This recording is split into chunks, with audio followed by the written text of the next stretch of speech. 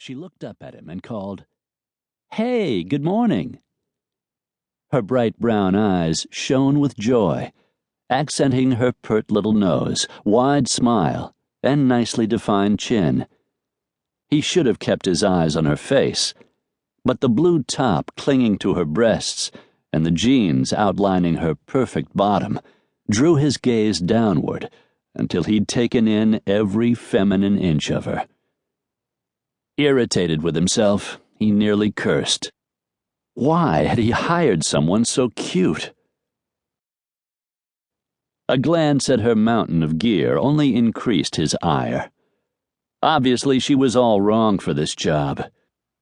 He reined Jez a few feet ahead of the car and growled, "What are you—" Too late. Sophie ducked into her back seat again, and Jeb stopped talking. Not only was she providing him with a jaw-dropping view of her backside, but also there was little sense talking when his conversation partner couldn't hear him. He waited patiently, ready to ask her just how much junk she thought she could get into a small suite of rooms. But when she pulled out of the back seat, baby in her arms, the words he'd intended to say fell out of his head. He was, for the first time ever, speechless. She smiled at him. "I'm sorry, what did you say?" He stared at her, then the baby. The kid was small, but chubby, healthy, with pink cheeks and a thatch of thick black hair that poked out in all directions. The only thing that came out of his mouth was, "What are you doing?" She frowned. "You said move in, today, so I can start working tomorrow. Did I misread your instructions?" "Apparently, since I don't remember telling you to bring a baby." "Oh," she laughed. "This is my son, Brady."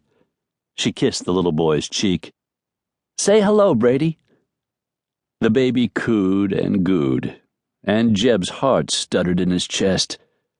Willing back the swell of emotions that threatened to overtake him, he simply said, "You can't have a baby here." Sophie kissed the baby's cheek again. "Why not? The agency said it wasn't a problem." "The employment agency told you that you could bring him?" "Yes, when they explained that this job was for a live-in housekeeper, I told them about Brady and they said it was no problem for me to bring him." "I gave them the exact opposite instruction. I said no kids." Somebody's head was going to roll. "What difference does it make?" she asked cheerfully, before she ran her fingers through her baby's unruly dark hair, trying to tame it. "I'm not working 24/7, only 8 or 10 hours a day, and not all back-to-back hours. You said that on my interview. Since my work requires feeding you supper, which takes us past 5 o'clock quitting time, especially cleaning up the dining room and kitchen after you eat, you said my days are pretty much my own. I can organize them any way I want, and that means I have plenty of time to care for Brady." "I can't have a baby here."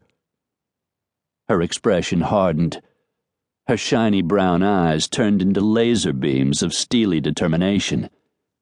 The laughter was gone from her voice when she said, "Mr. Worthington, obviously there was a mess-up at the agency, but that doesn't mean we can't make the best of it." Jezebel danced from foot to foot, a clear sign that Jeb's agitation was transmitting itself to her. He took a breath and spoke more calmly. "I don't want to make the best of it. I have clients coming." Jezebel danced around some more. Jeb tugged lightly on the reins, knowing he had to get her to the stable before he could finish this conversation. "Don't move. I'll be back." He rode Jezebel into the stable, slid off the saddle, and tossed the reins to a hand who was mucking stalls. "Take care of her."